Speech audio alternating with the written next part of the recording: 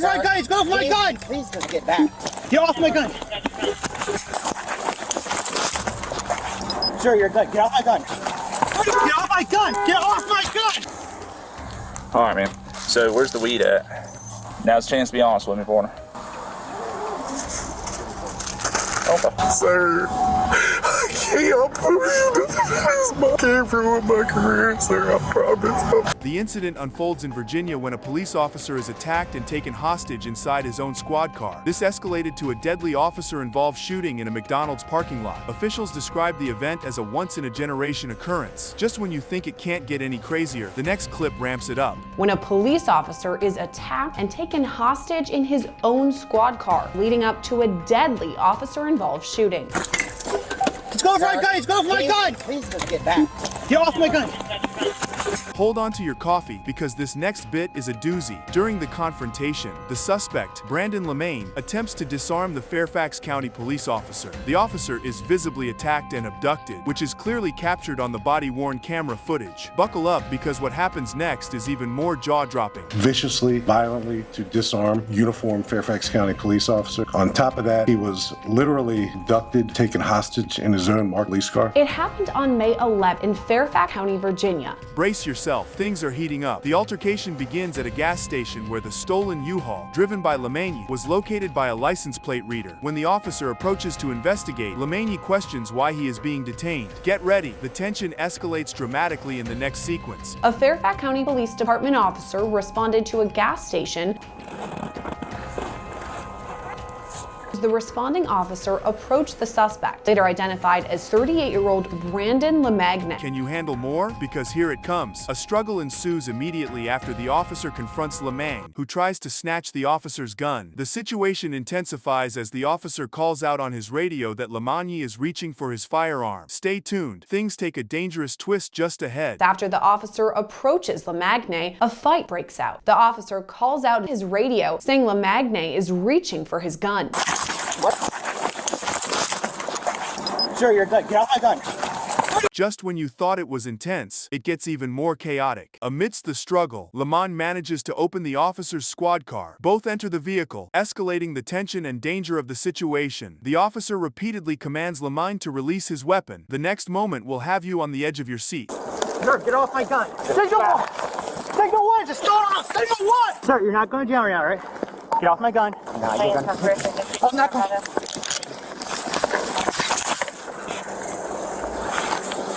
Get ready for a serious adrenaline rush. The confrontation reaches a critical point as the vehicle is put into gear, crashing into a nearby McDonald's and hitting two other vehicles. Other officers arrive at the chaotic scene, responding to the officer's distress. The action doesn't stop here. What's coming next is absolutely thrilling. Look. Get off my gun! Get off my gun! As the struggle continues, the vehicle is put into gear and begins moving. He's going for my gun! He's going for my gun!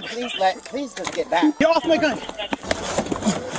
The vehicle is thrown in reverse and crashes into a nearby McDonald's, hitting two other vehicles along the way. Fasten your seatbelts, because there's no slowing down. Despite the vehicle coming to a stop, Lemagne continues to pose a threat by revving the engine, indicating his unwillingness to surrender. The officers are prepared to deal with a very active and volatile scene. The situation in the next clip is even more intense. He's on top of me! Watch crossfire! Watch crossfire! You can hear the engine revving because our perpetrator is on that gas pedal. He's not done. So any notion that when that vehicle came to rest in the McDonald's parking lot, it was over, it was still very much a very active scene. So the investigation will examine. Just when you think you've seen it all, the Fairfax County Police Chief discusses the rarity of such an incident, emphasizing the danger to the officer involved and praising the actions of the responding officers. He states that the situation was handled appropriately given the circumstances. The fallout from this incident is just as gripping, so stick around. Everybody expedite! Pendle McDonald's. Where are you hit, bro? I don't know. But my assessment in this particular case was this was a once-in-a-generation happening to a police department. This isn't just the climax, it's a turning point. Lemagne is pronounced dead at the scene after being shot several times by responding officers. The investigation continues to determine which rounds were fatal and which officers fired them, indicating a complex, ongoing investigation. The final insights are coming up next, and you won't want to miss them. Lemagne was pronounced dead dead on the scene. The perpetrator was struck several times. We may, as the investigation moves forward, which round or rounds proved to be the fatal and from which firearm they came from. Obviously, 2 uniformed Fairfax County police officers are firearms. It happened so quickly. You see the second officer, and the word I used at the scene was bravery or hero. As we tie up this wild story, keep your eyes peeled for the last bits. The video concludes with an overview of both criminal and administrative investigations into the officer-involved shooting. The reporter, Sierra Gillespie, signs off, highlighting the severity and implications of the event for law enforcement training and public safety. There's a lot to unpack here, and the conclusions drawn are as enlightening as they are essential. That someone was taking his gun, and I think he said, at least to the perpetrator 6 times, "Get off my gun, get off my gun." And I believe he made at least 3 radio transmissions. He has my gun, he has my gun. Clearly, and again, the perpetrator has both hands and one hand on that gun most of the time. The retention feature prevented that gun from coming out of the holster, and the officer, who's about a 3-year veteran, stayed on his feet. You won't believe this. An Alabama football player is caught in the act after leading the police on a wild chase. Visibly shaken and teary-eyed, he is arrested for marijuana possession following a high-speed escapade that reached speeds of 141 mph. Hang tight, because the roller coaster is just starting.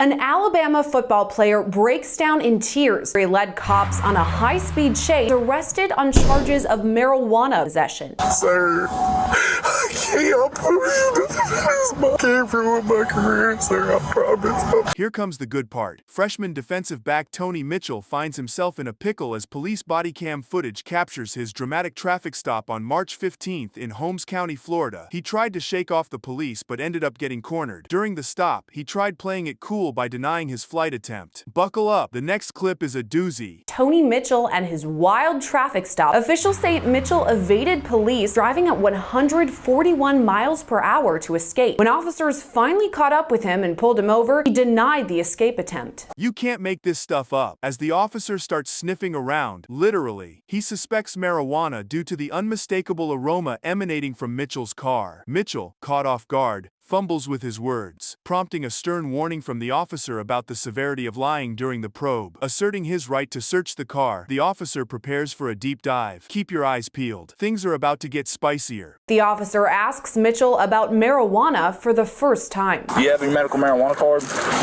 Do you have a medical marijuana card? Because I smell marijuana coming from the vehicle. Okay, so do you have marijuana? Because I smell it. No. Are you having a hard time understanding what I'm saying? I didn't know why you was asking me did I have an art. Because I smell marijuana coming from the vehicle. So here's the deal. As long as you're honest with me, I'm going to work with you. Okay? If you're going to lie to me, I have the right to do a probable cause search right now. Next up, the plot thickens. Mitchell caves and admits there's weed in the car, which turns the heat up on the roadside interrogation. He's asked to step out as the cops start to piece together the details of his earlier flight and the contents of his vehicle. Strap in. What's coming will knock your socks off. Mitchell admits there is marijuana in the vehicle. All right, man. So where's the weed at? Now's a chance to be honest with me, partner. Okay. I didn't run from you, sir, but that's... Are you sure about that? Because there was 2 of us there. Just when you thought it couldn't get any crazier, the search gets intense as the cops find more marijuana and start probing about the quantity. They stumble upon a firearm and immediately quiz him about a concealed weapon permit. With drugs and a gun in the mix, the situation just escalated to a whole new level. The next part? Oh, it's a jaw-dropper. There's more marijuana in the vehicle. Okay, that's more weed. How much weed y'all got? How much more weed y'all got? Am I gonna find anything else? Yeah, but some weed. Okay. 100 grams? Okay. Do y'all have any firearms?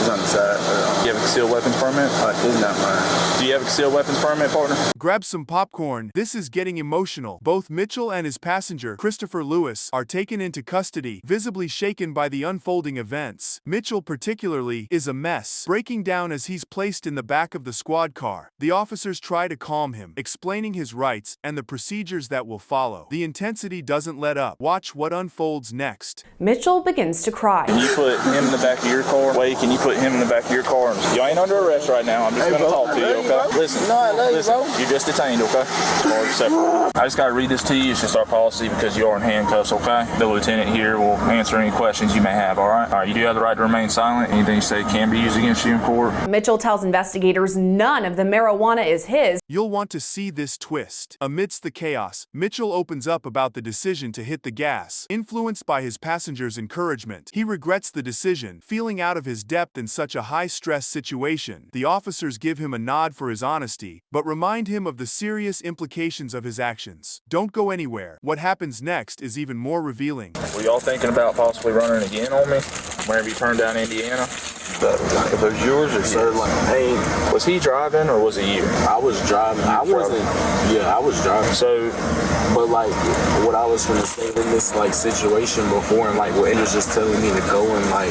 so that's why you just panicked and punched it? As we near the finale, the tension is palpable. Wrapping up, the officers lay out the charges, focusing on the legal implications of the findings: a stash of marijuana and a hidden gun. Mitchell pleads for understanding, distressed by the gravity of the situation. The officers offer some comfort but stand firm on the legal necessities. Stay tuned for the final wrap-up. It's a real eye-opener. Officers report this information back to Mitchell. He breaks down once again. Unfortunately, he's denying. I'm not charging anything with the gun, but he's denying the marijuana. I swear on there's life on everything. There's nothing I can do on that because it is a felony. I have no discretion over felonies. With the pills, that's possession of new drug, but I cannot work with a felony. The state of Florida does not allow me to. Who's the felony? What you mean by that? You won't believe this kickoff. Police arrive on the scene and immediately shout for someone to show their hands, kicking off the high-tension operation. This quick move is pretty standard to ensure there are no immediate threats. And guess what? It only gets more wild from here.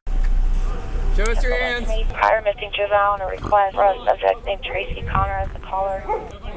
10-4, we got contact. Male juvenile coming out talking to us. 10-4. Is everyone inside okay? Things just got real. Amid some serious confusion, the police misinterpret a comment from the teen, leading to a tense moment where they repeatedly instruct him to turn around. They're gearing up for safety, given the misunderstanding of the situation's severity. Brace yourself. It's about to ramp up. All right. Do us a favor, turn around. Turn around. Turn around. You got me covered? All right, just put your hands behind your back. Do you have any weapons on you or anything sharp? I was playing Rainbow Six Siege inside. I can't remember. I don't remember the 4-minute phone call. Hold the phone, literally. More confusion bubbles up as the police ask if the teen mentioned killing 2 people during his accidental 911 call. He clarifies he was speaking about the game, not real life, leading to a collective facepalm moment. Just wait until you see how they react next. You killed 2 people or something like that? Okay, how old are you? 17. You're 17. Do you have a driver's license or no? Okay. I don't have a driver's license. Where's your parents at? Work. Okay. Just hold on a second, okay? Do you care if everybody's okay? Nobody's in the house? I took my dogs away. I have 2 German Shepherds inside. Outside of the dogs, though? Elijah, what's your last name, bud? Elijah Matthew? Yeah. You can't make this up. The teen explains how he managed to dial 911 with his headset while deep in his game, leading to this unexpected police visit. This hilarious mishap highlights how easily virtual actions can be mistaken for real-world threats. Stick around. The plot thickens. I was playing the game. I had my headset on. I butt dialed the police officer on accident. You know, I was in the game. You know how I act when I'm in the game. Do you want me to talk to your mom? You're not in any trouble, man. Is this Elijah's mom? Yeah. Hey, so what happened is, I guess he's saying that he was playing a video game and instead of accidentally calling 911, he said that he killed 2 people he was talking about on the game. So we thought that there was a double murder. That's why we're here talking to your son, okay? It's nothing to be worried about, okay? Are they serious right now? As the officers strategize about entering the house after making sure the dogs are secured, their thoroughness underscores their commitment to ensuring there's no actual threat lurking. What they find next might just surprise you. All right, here we go. Put them away. You got them inside. Okay, let me just get my supervisor on. We can go in, put the dogs up, check the house, and go 10-8. You have questions about what's happened? Are we good? Yeah, let's go in. Is anyone even here? The officers scour the house, loudly announcing their presence to ensure it's all clear. Their diligent search confirms everything is on the up and up. The vibe lightens considerably in the next bit, so don't go anywhere. Look around real quick, all right? If you just want to hang out in the kitchen. Okay, thank you, bud. Boone County Sheriff's Office, anybody in here? Hey, I'm going upstairs. Boone County Sheriff's Office, anybody upstairs? Sheriff's Office, anybody in here? Did that just lighten the mood? Amidst the earlier chaos, an officer casually chats with the teen about school and future plans, showing a softer side to the police after the initial adrenaline rush. The next conversation offers a few more chuckles. Do you go to Cooper? I'm going to Go to Boone? I was in a different school, but now I'm going to. Oh, to go. Okay, so you will be going to Boone soon. Okay. Last name is Matthew. How do you spell Siraki? SIEROCKI. Let me go call the lieutenant real quick. Okay. Those both German Shepherds? Yes, sir. Finally, some closure. With the misunderstanding resolved, the officers decide no formal statement from the teen is necessary. This marks a relaxed winding down of their active involvement. But don't jet off yet. The farewell is heartwarming. I don't think we need anything else. I mean... No, did anybody get your driver? I got his info. You got his info? Yeah. I appreciate you being cool, you know, right when you come cooperative with us. I appreciate you coming out even though it wasn't easy. I walked over there and saw 2 cop cars, and I looked over here and I saw something. What did I do? Did I miss school? That guy over there. Can you feel the relief? The officers wrap things up with kind goodbyes, thanking the teen for his cooperation and reminding him they're just a call away if needed. This friendly send-off helps soothe any leftover nerves from the ordeal. You'll want to hear these last few words. They're a hoot. I appreciate it. Take care, buddy. All right. Response, guys. Yeah.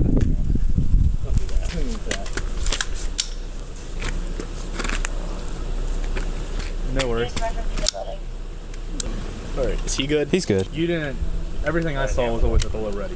Can you believe this scene unfolding? A police officer confronts Judge Rebecca Dye, who appears highly intoxicated inside a police station. The moment captures her surprised and defensive reaction when questioned about her drinking. Brace yourself for what comes next. I'm a captain of the police department. What police department? Oklahoma City. From judges to police captains we're breaking down the top 6 times officials got busted for DUI. This situation is about to escalate. After being involved in a car crash, Judge Dye is brought to the police station, where body cam footage shows her at the scene of her crashed SUV. She is visibly disturbed and the situation escalates quickly. You won't want to miss what she does in the booking room. County Judge Rebecca Doherty finds herself inside the local police station. Ma'am, you've got vomit down here on your door. 300 deal. After being put in the back of the police car, Doherty becomes hysterical. This next part is even more shocking. During her booking at the police station, Judge Dye becomes hysterical and starts making demands, showing her desperation and loss of composure under pressure. Up next, the drama continues with a police captain in Oklahoma. The judge is then taken into booking where she's making demands. Let me call Lindbergh. Have a seat. No. Rebecca, No. listen, do not do something you are going to regret I'll do tomorrow. it. Do me a favor and have a seat so we can do our job. I'm not going to call anybody yet. Will you please have a seat? You're trying to walk out the door and you're almost falling down. Have a seat. Falling down. Call Larry Lindbergh. I'm Call trying Larry to really Lindbergh play nice now. with you. Have a seat. Call him now. Call him now.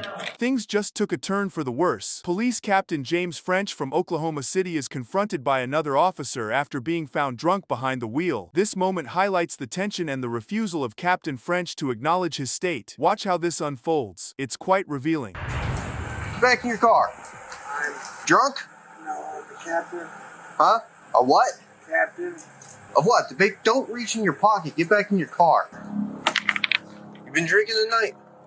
I just got a ride. You been drinking tonight, sir? I'm a captain on the police department. What police department? Oklahoma City. It's Captain James French of the Oklahoma City Police Department, to be exact. Just when you think it can't get any more intense, the confrontation escalates, and Captain French, despite his protests and appeals to his status as a captain, is arrested for driving under the influence, marking a critical point in the encounter. Next, we move to Arizona for another judicial mishap. I'm not turning my camera off. You gotta be kidding me. Captain French agrees to a sobriety test. Keep going.